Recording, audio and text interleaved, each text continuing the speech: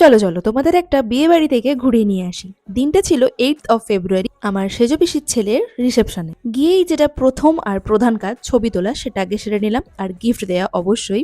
তো এখানে সবাই মিলে দেখো দাঁড়িয়েছি, নতুন বউ কিন্তু খুব মিষ্টি দেখতে হয়েছে।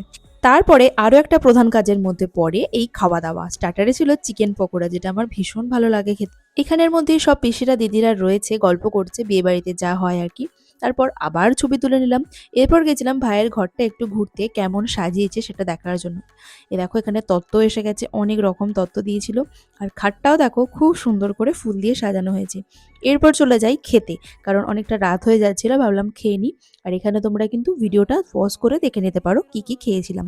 বেশ অনেক মেনু ছিল আর খাবারগুলো খুব ভালো ছিল। তো চটপট করে খেয়ে নিলাম।